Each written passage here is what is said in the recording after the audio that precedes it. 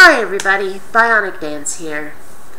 So last night, as some of you are no doubt aware, I had a discussion with that David Withen guy. You know the one. We had that back and forth on the problem of evil a little while ago, and we wanted to see if a live format would be any easier, any better. Because this is the fellow, I don't know if you remember, he made that 40-minute video where he used about 2 seconds of my footage and then verbally filleted himself for the rest of the time. Yeah, that guy. But it turns out that no, a live format is not any better. He is slimy, smarmy, arrogant, and he has this way of conducting himself where he's dishonest. He will not answer a direct question with a direct answer, just will not do it. He debates from an ivory tower, kind of pie in the sky, sort of just pure philosophy kind of way. He won't actually apply anything to the real world.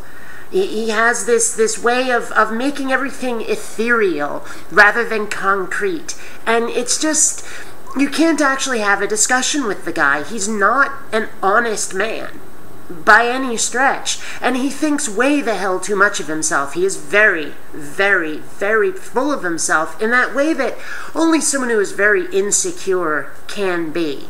Now, our discussion went about an hour and a half before I finally hung up on the fucker. And yeah, I admit, I lost my temper a couple of times, but you would too if you dealt with what I was dealing with. Someone this dishonest. Someone this slimy and smarmy. I mean, seriously, it was like trying to debate with a Republican politician. It was like trying to deal with Mitt Romney, someone who flip-flops all over the place and won't actually deal with the relevant issues in an honest way.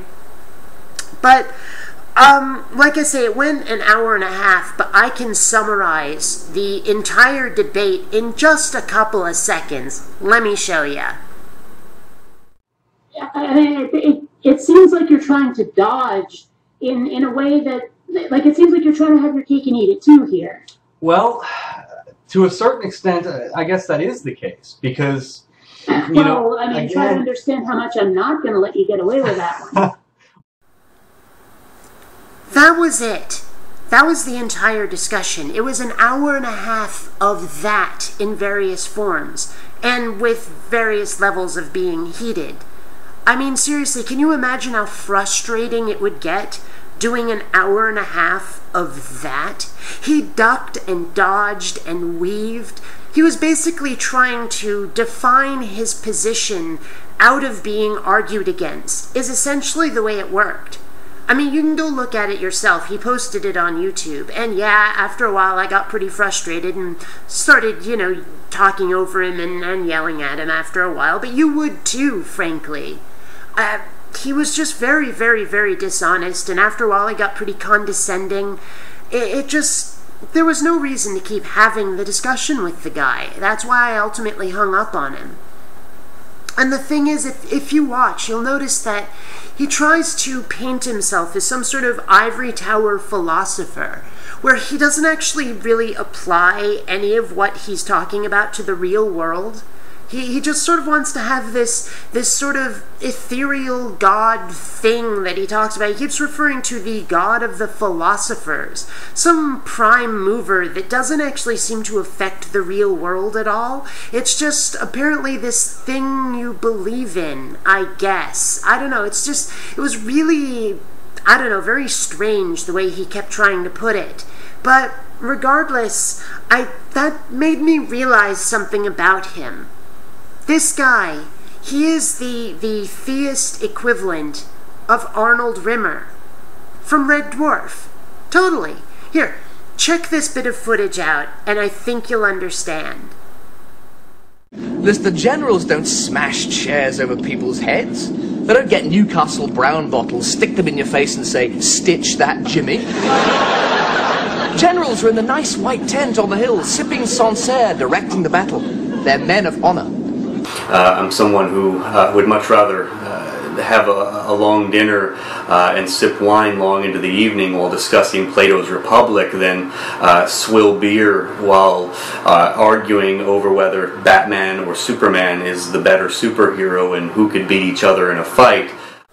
Need I say more? That footage says it all. That's him. That's him right there, in a nutshell. That's David Withen. He's Arnold J. Rimmer. He tries to be that general up on the hill in the white tent, sipping Sancerre, directing the battle, metaphorically speaking. He thinks of himself as this white tower, ivory tower intellectual. He thinks he's this philosopher. He thinks he's Socrates. He thinks he's Epicurus. When really what he is some wank sitting in front of a bookshelf. He comes up with these philosophical problems so he can wax intellectual, so he can throw word salad at you. Really all he's doing is verbally masturbating in front of a camera. That's all he's doing. But I'm here on YouTube arguing against religion because there are real-world problems caused by religion. There are people out there who are actively suffering because of the behavior of religious people out there, because of what is contained within religious belief, religious dogma. There are those who believe in deities, think that gods expect certain things of people, certain behaviors. There are people who argue against medical treatments, the advancement of science. People believe that gods mandate certain kinds of bigotry against certain groups, that gods argue against reproductive freedom. There are people suffering around the world because of religion, and that's why I'm here on YouTube, to argue against that, to argue against the suffering caused by religion. And this Wankstain wants to have philosophical debates. Well, thank you very much, but no. No, I don't think so. For me, this is a pursuit against harm, the harm caused by religion. And yes, some of it is intellectual harm. The fact that people are believing in nonsense for no good reason. Nonsense that cannot be proved. I mean, I am a skeptic and an empiricist. If you cannot prove that God exists, well, then why are you believing in this God? I'm here for that too. And he wouldn't be pinned down on that in the debate either. He would not prove that God existed empirically. He wouldn't even try.